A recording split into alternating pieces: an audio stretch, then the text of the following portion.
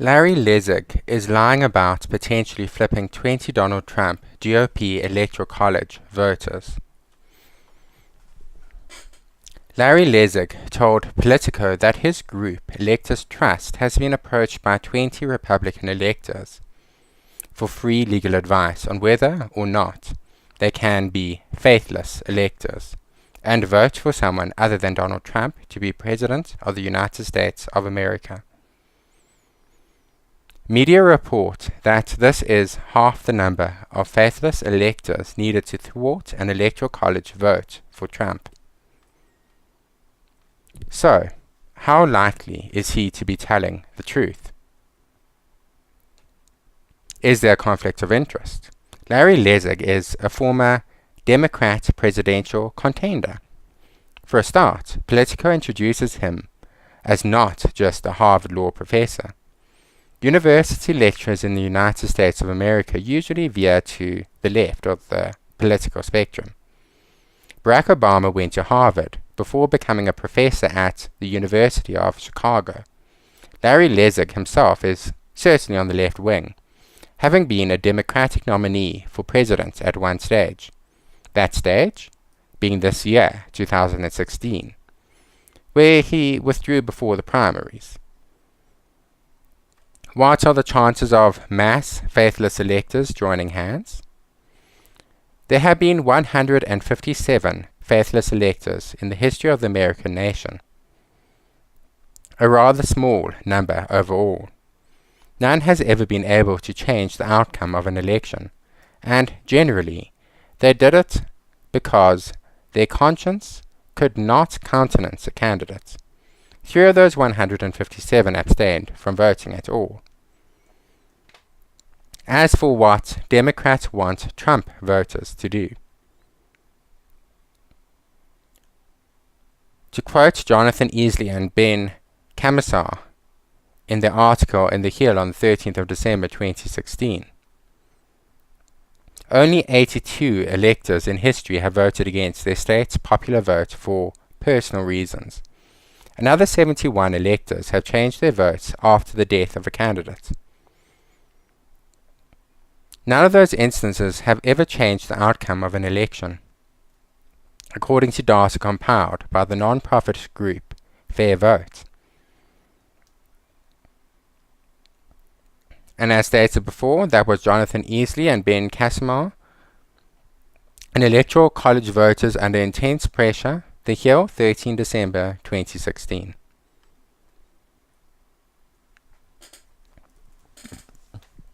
However, while Democrats are horrified by Donald Trump, white men, white women, and Republicans all got out to vote for him. Belief in a party's best interest and survival increase generally when a person joins the party's official ranks. Republican electors are just that, Republicans. Even Ted Cruz eventually endorsed Donald Trump. His political career depended on it. Any Republican who votes against a candidate who gained such majorities as Trump did among Republican voters is committing career suicide. The party has united around their candidate, and voting against the herd when the American people have endorsed their candidate would be viewed as treason of the highest order.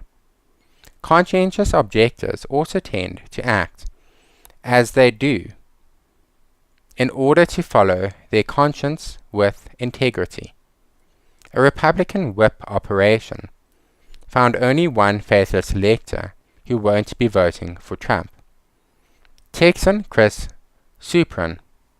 Supran, like past conscientious objectors, has publicly made his stance known.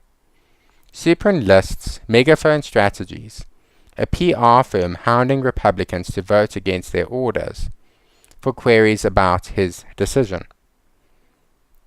Megaphone Strategies is associated with CNN host Van Jones, who famously called the last election a white lash. If their conscience and integrity is so important to them, and if Republicans can't force them to change their vote, why would they lie to the whip operation? Do the electors not have their own attorneys? As an attorney myself, this is the most striking thing. In life-changing decisions, when people seek legal advice, they tend to approach their own trusted attorney, assured of his confidentiality and past assistance. An attorney is like a hairdresser. You tend to keep the one you have. That attorney might then approach experts if there is something they cannot handle on their own. The law on faithless electors is rather clear. If a state has no rules against their changing their votes, then they may vote for someone other than the candidate they have chosen. There is no complex legal issue at work. Larry Lessig doesn't substantiate his claim of 20 Republican electors. How did they contact him? Did he verify it was them and not a prank or activist disinformation attempt? He himself has been a liberal activist for decades. Why would they approach Lessig? Finally, with the only known faithless elector choosing the Van Jones organization, why on heaven and earth would the Republican electors choose some obscure law professor with political ambitions to advise them, all 20 of them? Even factoring in the rule of small numbers, that is an oddity, especially as they allegedly asked for free legal advice, in an instance where even the average man on the street could tell them the law on the matter, and where their own attorneys certainly could. Republican electors don't tend to be the sort of people who are living from hand to mouth and can't afford a consultation with their own attorney.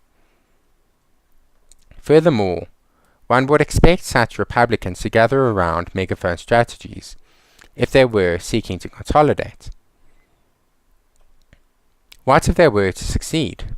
If the faithless electors succeeded only slightly, then the House of Representatives would elect the president, almost certainly Donald Trump. If Hillary Clinton won the Electoral College vote, the faithless electors would go from being traitors to being successful traitors. Republicans would destroy their lives. With such a pressure upon the faithless electors, it seems unlikely they would risk not voting for Trump. The Electoral College was not created to prevent a tyrant from taking power. It was created because America is a federation of once independent states, which didn't want more popular states taking away their voice in elections. Even if Trump were to become a dictator, or all the left-wing campaign presents him as, the Electoral College was not given the power to overthrow him or people like those they fear him to be. It is simply an accident of history, which has stuck through the years. In conclusion, it is very unlikely Lessig is telling the truth.